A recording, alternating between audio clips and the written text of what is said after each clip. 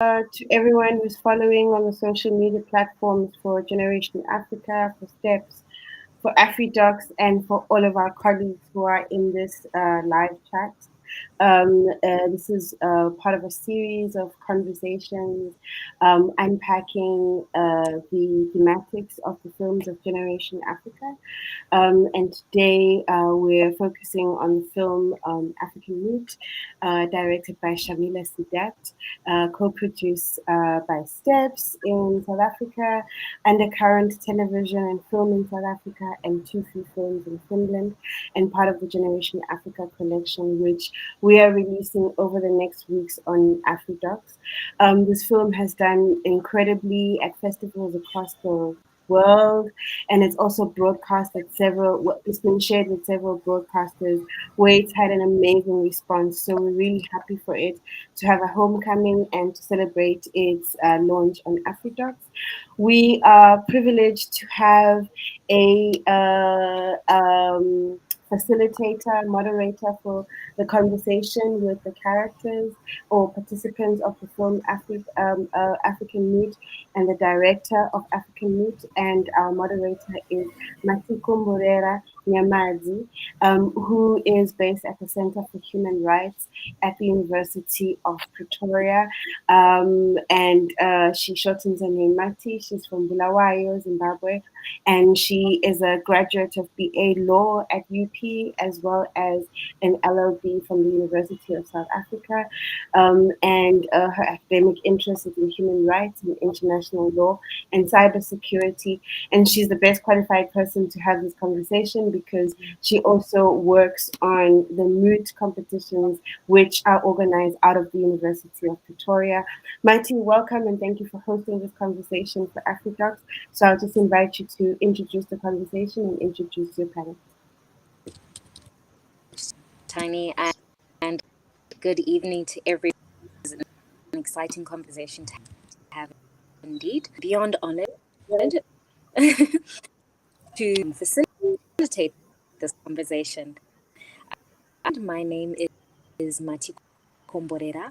Definitely go by Mati as facilitating our conversation. With a very important special movie, I have a lawyer and human rights enthusiast. It's one of our protagonists in this film, Muyenga, who is an attorney at the Legal Resources Center, holds a Bachelor of Laws and a Master's of Town. Muyenga submitted his LLM on the enjoyment of the right to freedom, LGBT non-governmental organization. And whilst completing his LLM, assistant in the Department of Public, where he taught international law and constitution, has also worked as an associate editor of the Human Rights.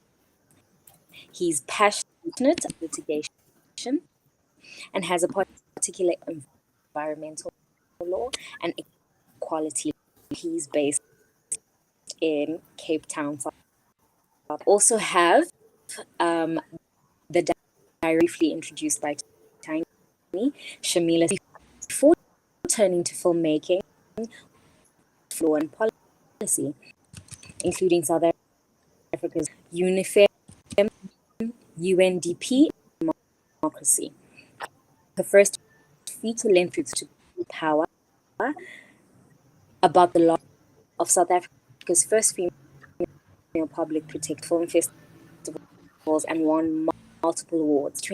22 feature film Best African Documentary at the and has screened very IDFA, Doc NYC, Hot Test Munich, Durban International Film Festival, Filmmakers Festival in Account, and has also directed several programs and civil society organizations. conversations on law and social justice journal. I welcome our guest this evening, and thank you for joining me, everyone. I hope that you're Thank you. to you all. Hello. All right. I take it that you know, just to kickstart our conversation, to start from the beginning, because the beginning is always so. I just want to make for our audiences as well, in the legal framework, a very foreign and strange, and so it then begs the question: did you come about telling a continental story as of young people of Africa, but specifically difficult to understand?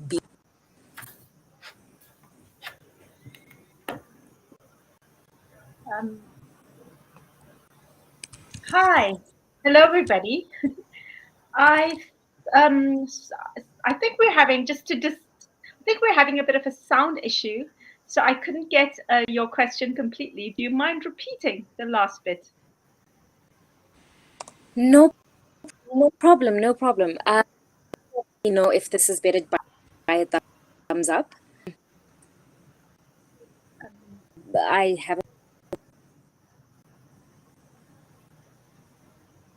Can anyone who can hear me?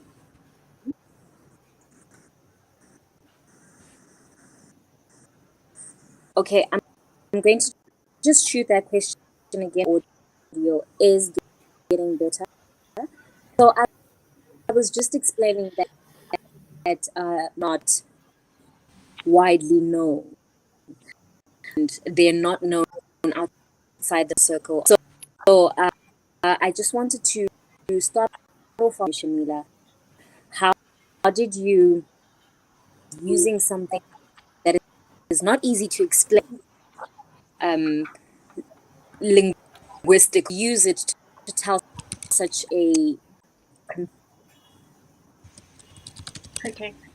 Thanks for that. I think I got the gist of your question. Can everybody else hear me on the panel, or can you not hear me either?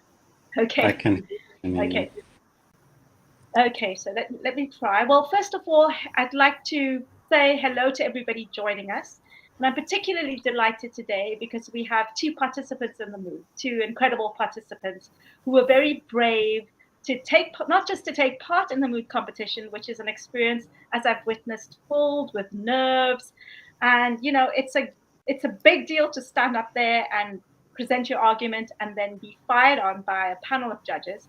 Not just that, but also participate in a film and allow a film team to capture them in the moment as they go through the competition, and also to show their vulnerabilities and to, yeah, just to watch them moot and compete and all the emotions that come along with that.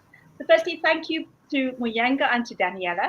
And then I must say thank you also to the other characters who participated in the Moot who are not part of this conversation. Bear with me while I just name them. There's Amor and Rachel from Kenya. There's Daniela's teammate from Makerere University. Sorry, Amor and Rachel from University of Nairobi. And Daniela and Jerome. Jerome's not here. Daniela's teammate from Makerere. There's also Taufik, who was Muyenga's teammate from UCT.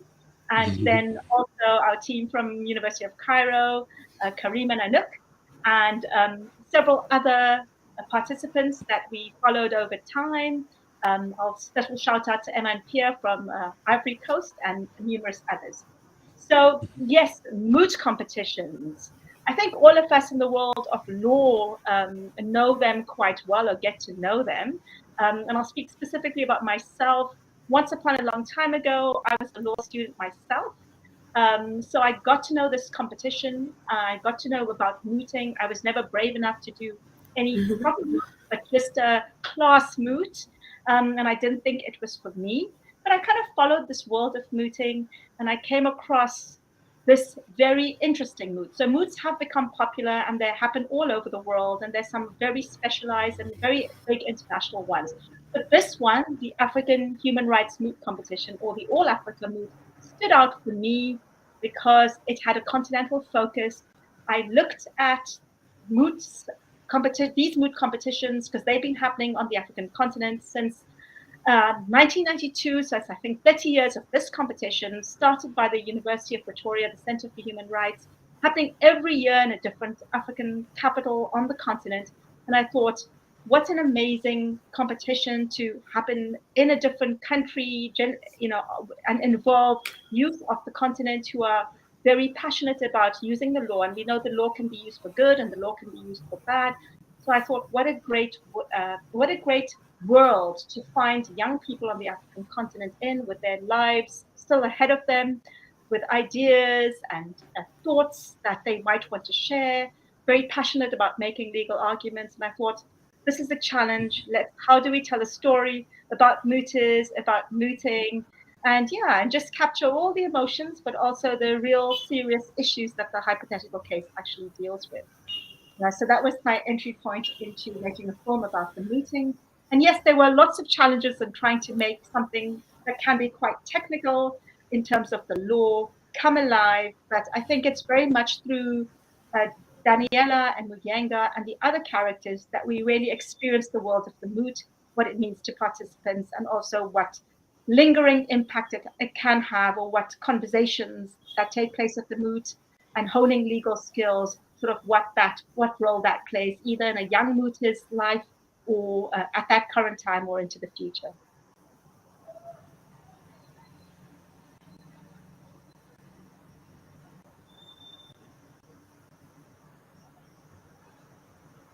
Marty, I'll leave it there because couldn't quite hear your question.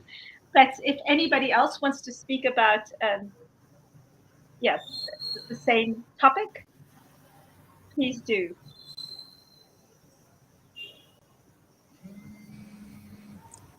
Thank you so much, Shamita, for sharing. Very, very insightful and beautiful. Thumbs up that you can hear me, everyone. Can you hear me? Yes? No?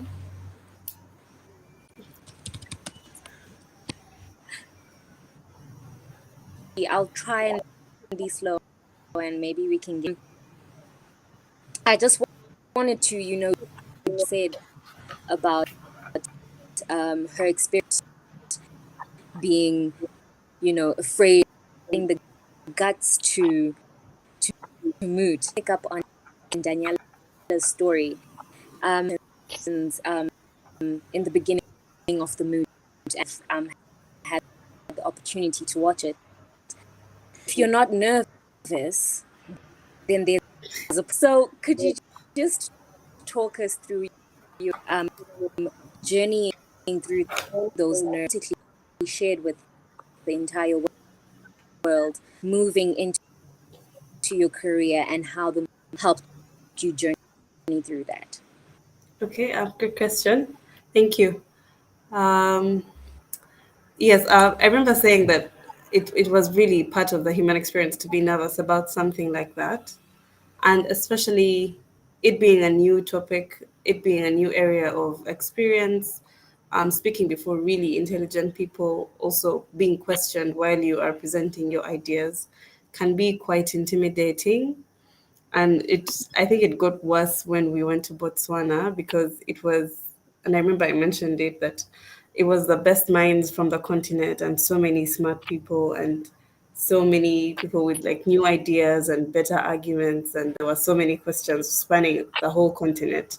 So it was really, really nerve-wracking, but I think it taught me how to work through the nerves, especially coming from the point of preparing for the question. So I found that when I prepared, I became more confident and I knew what to anticipate. But also, even when the preparation wasn't sufficient, I was able to just think on my feet. Those are things that we learned as we went along and as we advanced in the competition. You learn to think on your feet, you learn to be creative around arguments. and sometimes you make arguments that are quite difficult to stomach, especially uh, that are, for example, if you were arguing on the respondent side and then you were pro-government and the abusers of the, you were arguing for the abuser of the human rights and you were trying to defend them, it was quite difficult to stomach. But you become creative around it. Also, you learn to be more confident as you are on the podium. So in the first few minutes, your voice is shaky and you feel your knees are giving way. But as you stay there and as you tackle question by question, then you are able to proceed with it. And right after the experience of mooting, even right into my work and other schoolwork, I've been able to walk through the discomfort of being nervous, just to keep going and keep trying and keep trying. And I think in the end, that's what builds confidence. So it never really goes away to be nervous. You just learn to do things. You learn to do difficult things while you're scared. So I think that's a really important thing to know as an adult. And I'm realizing that the need for it never goes away. Yes. I hope that answers your question.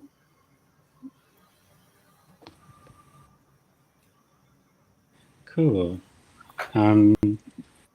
I remember during the documentary, I mentioned that mooting, litigating, standing in front of judges and presenting wasn't something that I saw myself doing in the long term, or perhaps even in the short term. I didn't see myself doing it because it's always something that has been scary and a little bit intimidating for me. But I really think that the Moot was an extremely valuable experience, and has played a big role in where I am now. So I'm working as a candidate attorney in Cape Town, South Africa at the moment. And although I do very rarely have to present in front of judges, I think that what I've learned from the Moot is the value in preparation, especially for skills which you feel less comfortable about, or perhaps for topics or areas of the law which you feel less confident about. There's definitely value in still being able to prepare well, to to put your best foot forward, to do whatever you're doing with confidence. And mooting wasn't something that I had much experience in before going to Botswana, which was actually, I guess, another interesting part of the experience of being there, just like the different cultures that each university's had around mooting. So mooting wasn't something that I felt very comfortable with heading to Botswana, but I think that what I definitely can take from it is the fact that lots of scary, intimidating things are going to come across your path in life. And that's definitely been my experience in my new job, where we're learning all of these new things. And it's given me the confidence to make me feel as though the capacity that I have to do things is much greater than what I think and what my doubts might be telling me.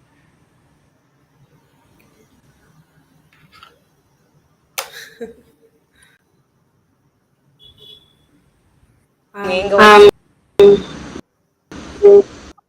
to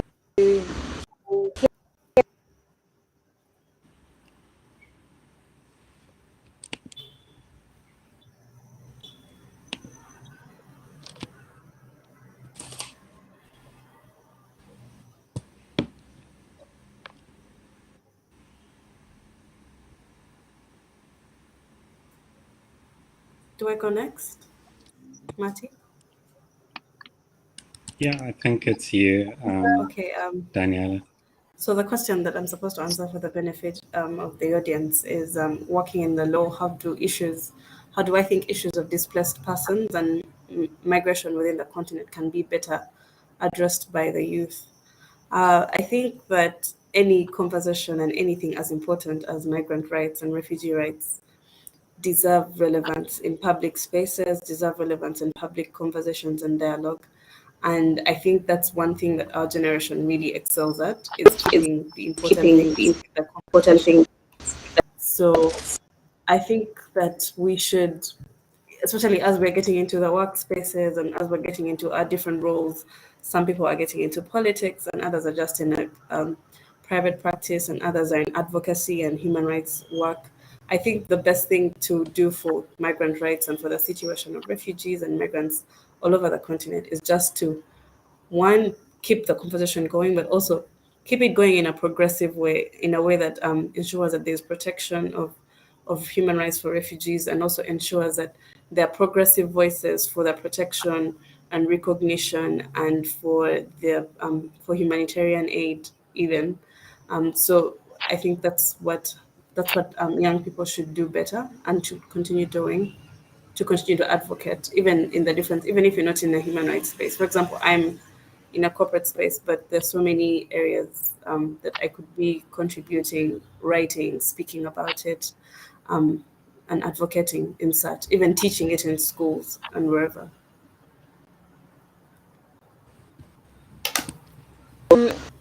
Thank you so much for sharing that.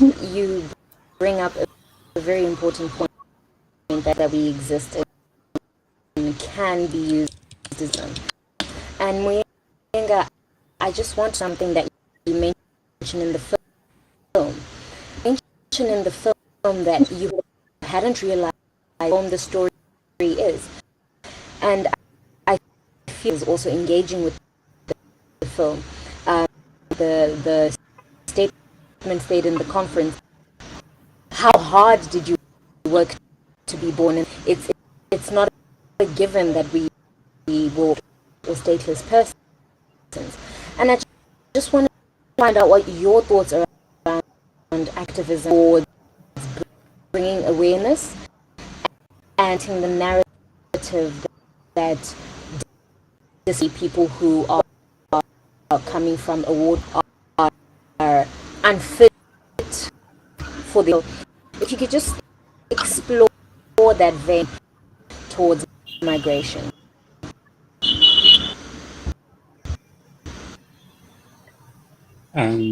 Thanks, Mati. I'm not sure if I fully grasped what the question was. If you could summarize that quickly again for the benefit of me and maybe the viewers. No, basically, you touch on how within the case, Hitler realized this as you were arguing and researching, and I just wanted to know your thoughts around the youths in Africa to understand the nature of being stateless or the nature of being a displaced person is not from the next person. Ways can we bring these issues to light as well as ourselves?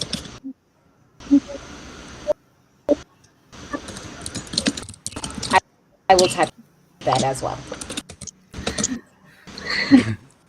Okay, thanks. Maybe, Maybe. the benefit of the audience, maybe I should just speak a little bit about the question of refugees and migration, and why it's important that it's considered by Daniela and Muyenga and other young people on the continent.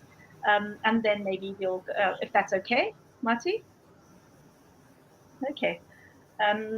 So, I mean, I think what's also important about this particular moot is that the hypothetical question that Daniela and Muyenga and the students had to consider was one around migration across the African continent itself. So, I mean, if you watch mainstream media images, you'd see that it looks as if the bulk of migration is happening from Africa through the Mediterranean and to European countries. And there's sort of these images that perpetuate this idea that these countries far away are being burdened by a huge flow of struggling Africans going to take resources from other places. But the reality is that over 80% of movement on the African continent is intercontinental. It's happening within the continent and happens across land. And this Moot, the older generation of lawyers and younger generation of lawyers participating in the Moot, felt that they would come together and discuss movement as it affects each other on the continent, rather than to focus the agenda on movement away from the continent. Because as we know, that conversation has different implications, and that conversation is about movement outside the continent. And you'll see in policy discussions, there's a lot of talk about securitizing the Sahel, for important, and that is something that is away from our continent. Yet we have the situation where there are refugee emergencies that have been happening for a long time on this continent. There's movement that has been happening and migration for millennia. And countries on this continent have found ways to deal with it. And there are many deficiencies and there are many strengths. And you'll find a country like where Daniela comes from, Uganda, which is hailed as having a very open policy towards migration, even though it is a less resourced country. So there are a lot of interesting issues that come up just by virtue of having this discussion amongst young students. And I think I'll leave it for there and for Muyenga to take off with more about refugee issues and how you experience them at the competition itself. So the benefit for the benefit of the viewers. I've been asked to discuss how we can, how the African youth, our generation, how can we draw awareness to the fact that an event which causes us to be refugees can happen at any moment and in any place, for example.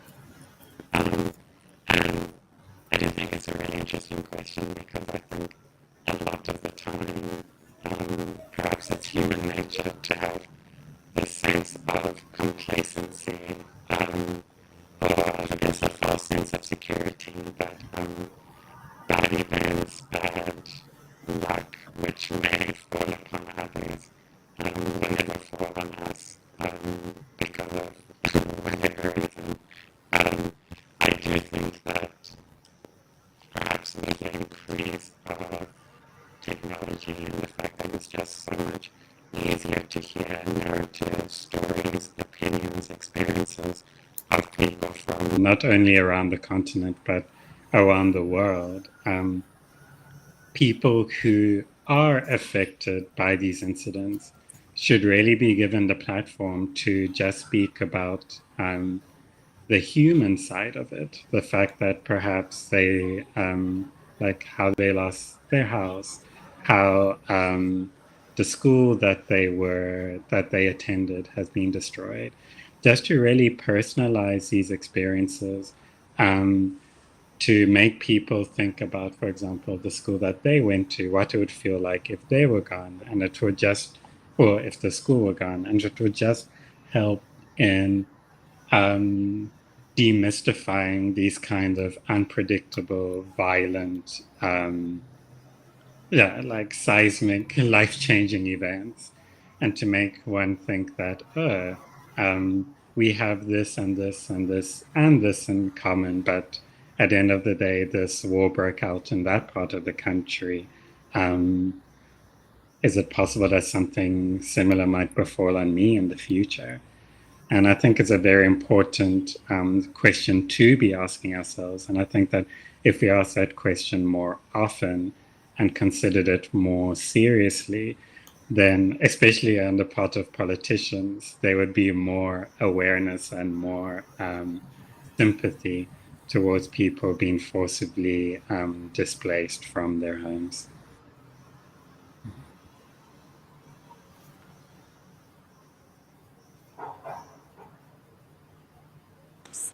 Can I? Daniela, to also just bring you. Okay, I started hearing at the end of his point, but I resonate with exactly what he said. The fact, the question of making it a human question and a human issue, and if people are allowed to tell their stories and the people who are mostly affected, then it counters the politicization of the whole refugee crisis and the whole migration crisis, because nobody leaves their home willingly. Everybody that has to get on a ship, everybody that has to cross a border in the middle of the night would not choose to be in that situation. So I think if we looked at it from that angle, as opposed to the politics of it, and as opposed to being nationalistic and closed off, and just being more open, because like Muyenga said, it could be anyone, and it could, you cannot, for example, this year started and Ukrainians did not think that they would be fleeing their country to go somewhere else, right? And everybody, I remember the shock in the news about it happening in Europe, and oh, this doesn't really usually happen in our neighborhood, and it can happen to anyone, it can happen any day, and it's still going on, right? So for it to be a politicized question is really dehumanizing to people that have had their whole lives as they've known them taken away from them very suddenly, very violently. Very people who rarely have an option in having to move. So I think if we are to handle that question in a more human way, then that's the only way. That's the only lens in which we should look at it, to counter the politics, and not paint them as enemies, as those people who are coming into our country, them versus us, and which can be really divisive, and also which can create more vulnerability to people who have already suffered so much loss. Yes, definitely. Can't begin to express how both Yenga and Daniela, and just because forever, although we would love to close up our discussion with words of encouragement. I'll start first, Yenga, and then Daniela, and we'll close off with you to speak to other lawyers who possibly to raise the mantle of act issues, especially when the news stops talking about it, then it becomes non-existent. So how we can really just these issues that are happening on a daily basis.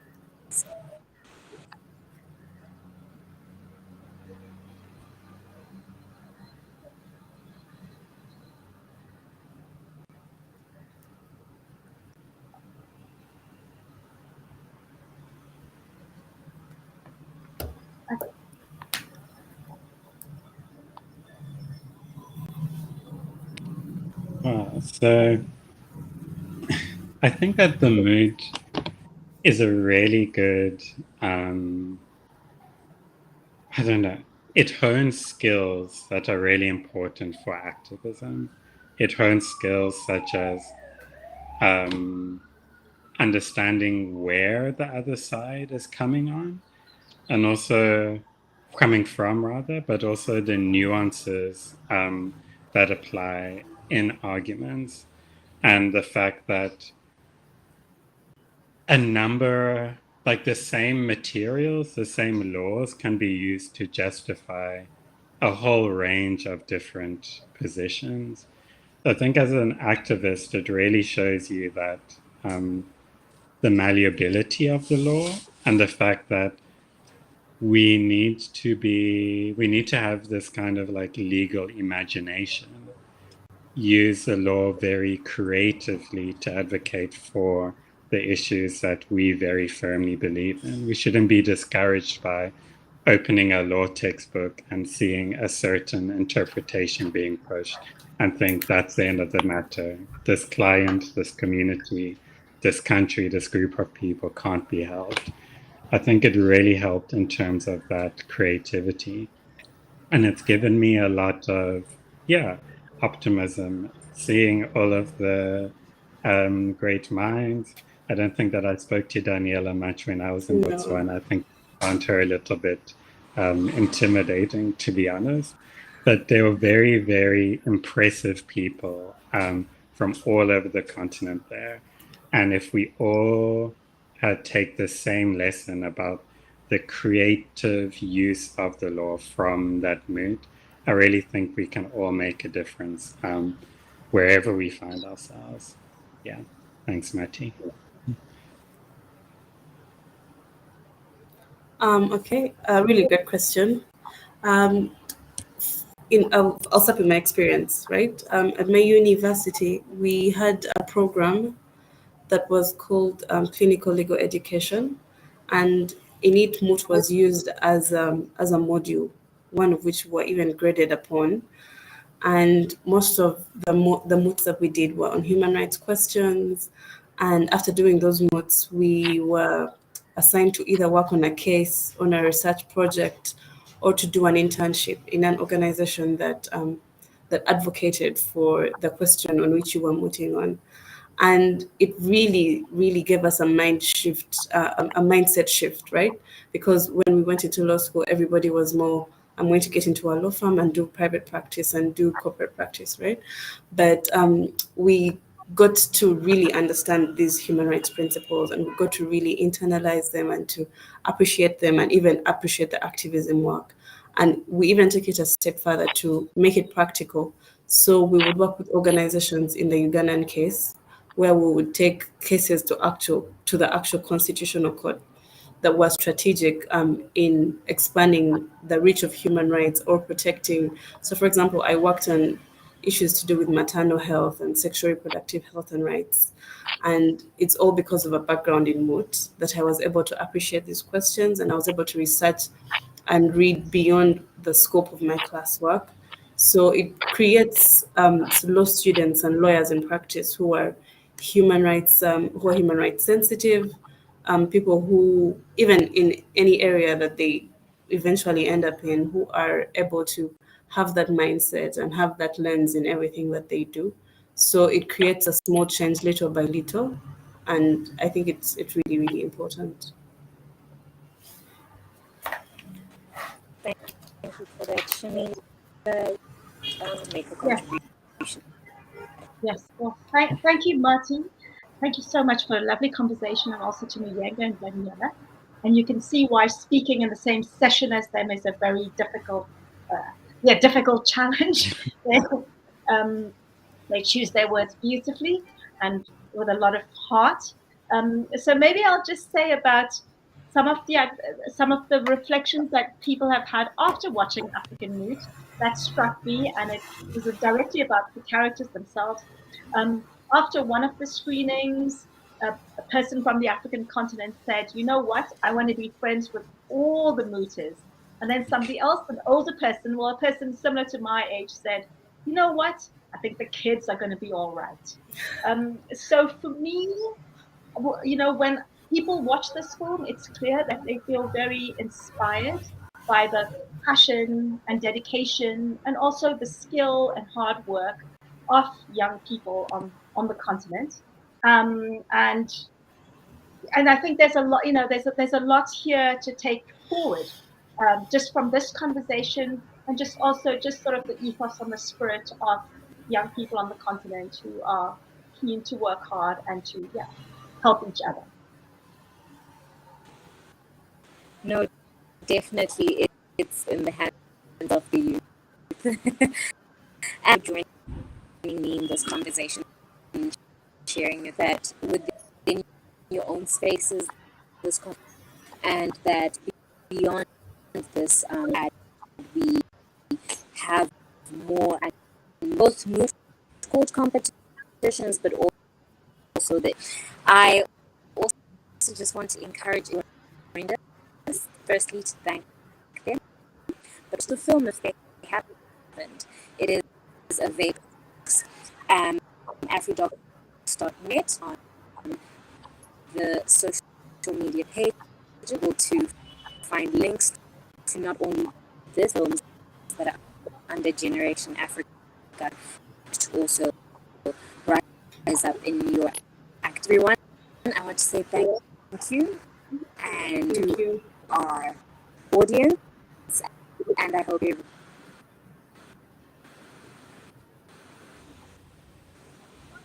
Thank you so Bye. much.